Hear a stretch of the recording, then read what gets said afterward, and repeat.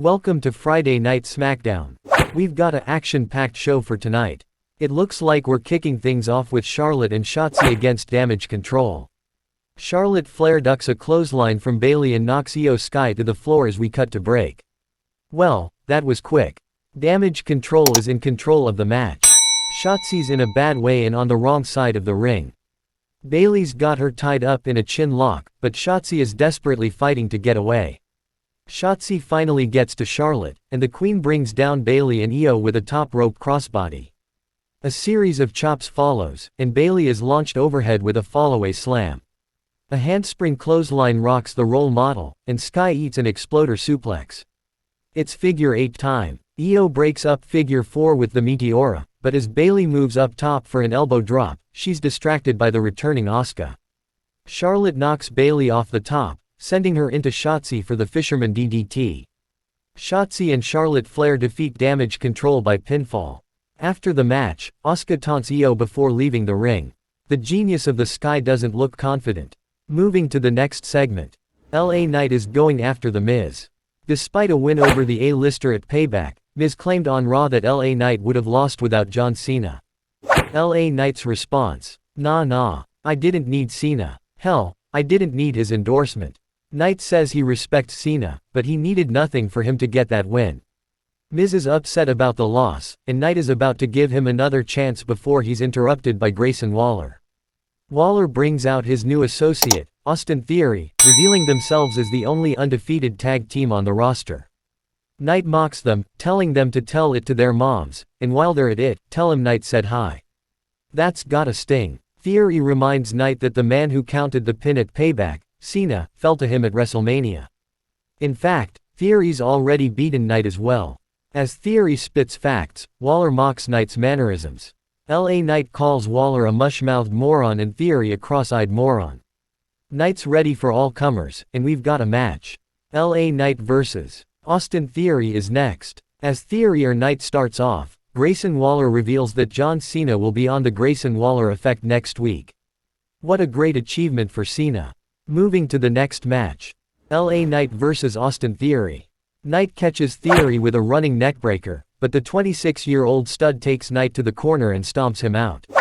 A big suplex gets Waller and Corey Graves pumped for the two-time US champion. Knight sends Theory to the floor, with Waller getting a bit too close to the action for comfort. Theory turns things around, putting Knight on the apron and pulling his body halfway off for an elevated neckbreaker to the floor. Some devastating offense from Theory. Knight and Theory fight to the floor after Theory hits a fantastic running blockbuster on the megastar. While the ref is distracted, Waller removes one of the turnbuckle pads. Knight hits the gravy train power slam, and avoids the turnbuckle. Theory nearly hits it as well, and when he turns around, he takes some blunt force trauma. LA Knight defeats Austin Theory by pinfall. Moving to the next segment. The Judgment Day has arrived, and look at all that gold.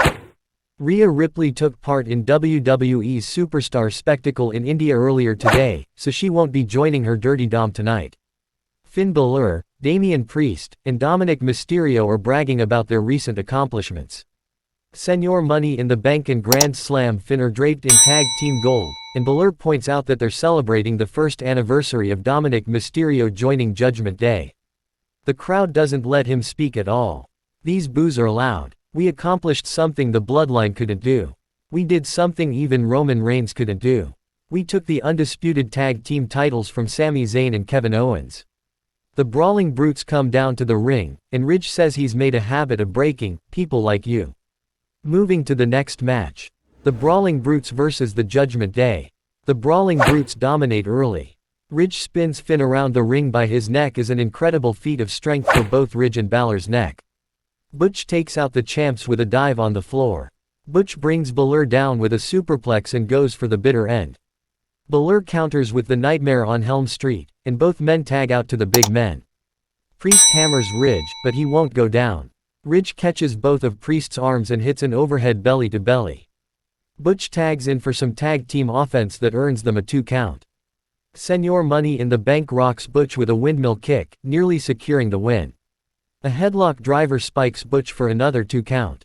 Dom tries to interfere but is caught by Butch for the 10 beats. Balor breaks it up and hits Butch with the shotgun dropkick.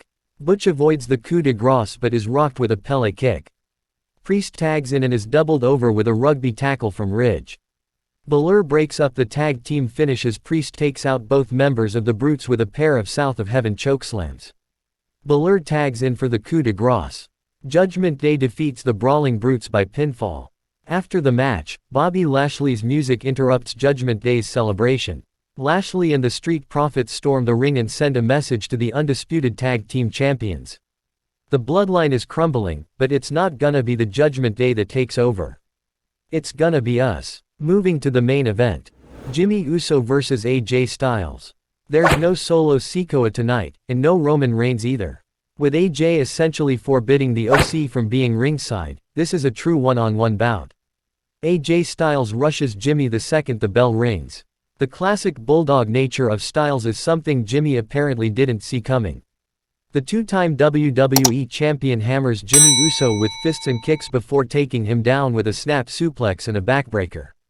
Jimmy Uso takes over once we see Paul Heyman on stage with Solo Sikoa. Heyman said Solo wasn't there tonight, but he either lied or Solo's got a private jet.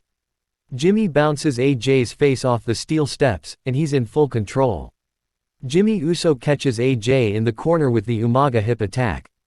That one was so rough the ring post shook. Jimmy's in total control here.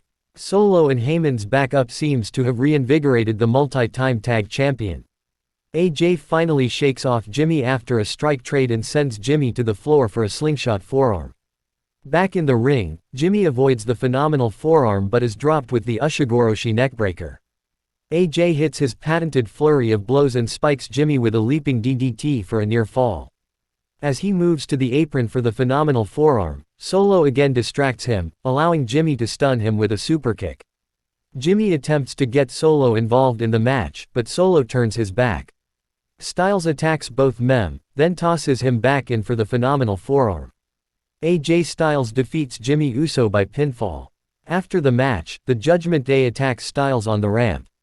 They send him into the ring as a peace offering for the bloodline.